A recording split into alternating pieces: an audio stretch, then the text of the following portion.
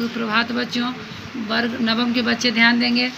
सवैया जो रसखान द्वारा रचित 3 पद पढ़ाया जा चुका है। चौथे में आइए। चौथे में इसमें भी गोपियाँ कृष्ण को रिझाने की बात करती है। इसमें देखिए क्या है। काननी दे अंगुली रही वो जबही मुरली धुनी मंद बजई हैं, मोहिनी तानन सो रस खानी अटा चरी गोधन गई है तो गई है।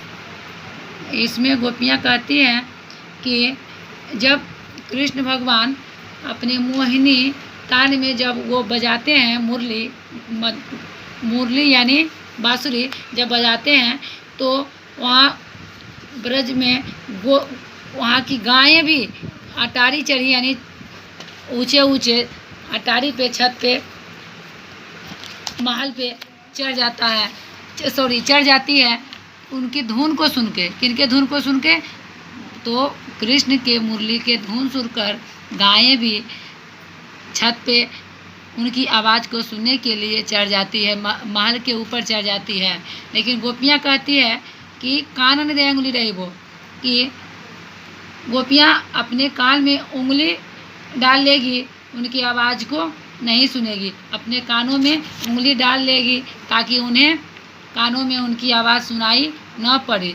लेकिन वहाँ के देखिए, यहाँ ध्यान दीजिए इस बात को कि मुरली कृष्ण के मोहिनी धुन बांसुरी की धुन को सुनकर वहाँ की गायें भी अटारी पर चढ़ जाती है उनकी धुन को सुनने। लेकिन गोपियाँ अपने मन को विवश कर रही है, वो अपने मन की इच्छा को दबा के कहती है कि जब हम उनके धुन की आवाज़ सुनेंगे, मुरली की आवाज़, तो अपने कान में उंगली डाल लेंगे।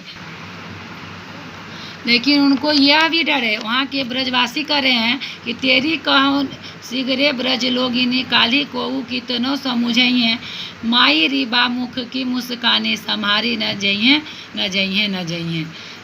यहाँ देखिए, यहाँ फिर उन्हें ये भी डर है, जिसे ब्रजवासी भी कर रहे हैं। क्या ब्रजवासी, वहाँ के ब्रजवासी क्या कर रहे हैं कि अगर गोपियाँ कृष्ण की मुरली के मधुर मुस्कान अगर सुन लेगी तो वो बिना मुस्काए वो नहीं रह सकती, वो अपनी मुस्कान को संभाल नहीं सकती है। उस मुस्कान से पता चलता है कि कृष्ण के प्रति गोपियों को कितना प्रेम है, कृष्ण के प्रति उनका कितना अनुराग है, कितना प्रेम है, जो संभालते, जो दबाने पर भी नहीं दबता है। यानी गोपियाँ कृष्ण के प्रेम में लिपटी हुई है, लेकिन वो अपनी मन की इच्छा को दबाई हुई है, जिसे व्यक्त नहीं कर पाती है। फिर भी उनके बांसुरी की मधुर मुस्कान को सुनकर, मधुर धुन को सुनकर गोपियाँ अपने मुस्कान को रोक नहीं पाती है। वो उसके मुस्कान से पता चलता है कि उन्हें कृष्ण से कितना प्रेम है।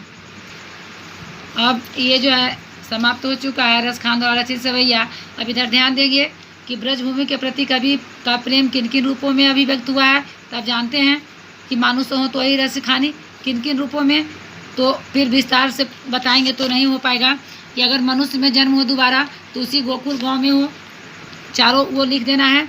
कवि का ब्रज के वन बाग और तालाब को निहारने के पीछे क्या कारण है, तो कवि का वन बाग और तालाब के पीछे क्या कारण है, उनके कण कण में ब्रजभूमि के प्रति प्रेम उभर आया है नहीं। अब एक लकुटी अरु कमरिया पर छवि सब कुछ देखिए।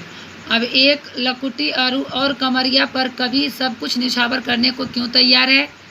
आप जानते हैं कि 8 सिद्धि नवो निधि, नंद की गाई चराई बिसारो, ये सब आपको समझा दिया गया है, आप खुद हल करेंगे।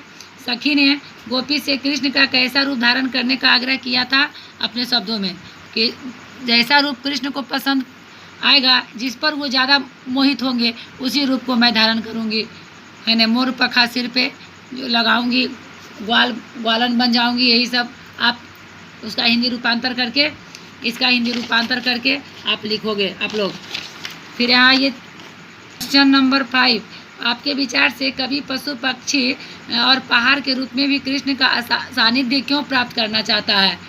आप अपने मन से अब सारे क्वेश्चन हल करेंगे। चौथे सवैये के अनुसार गोपियाँ अपने आप को क्यों विवश पाती है, अपने आप को ब्रज के लोग के चलते वो अपने आप को विवश पाती है। भाव स्पष्ट कीजिए। कोटि के कल गौते के नाम, करील के कुंजर ऊपर बारो, माई री बाप मुख की मुस्कानी संभाली न जइए न जइए न जइए। ये दोनों कालिंदी कुल कदम की डायरन में कौन सा अलंकार है? आप जानते हैं, अनुप्रास अलंकार है। क वर्णों की आवृत्ति हुई है। फिर काव्य सौंदर्य या मुरलीधर मूलधर की अधरानाधर होंगी। ये मुरली जो बांसुरी को अपने होठ पर नहीं रखूंगी वही गोपियाँ कहती है। ये सब खुद सारा प्रश्न यहाँ आसान है, इजी है, हल खुद कर लेंगे।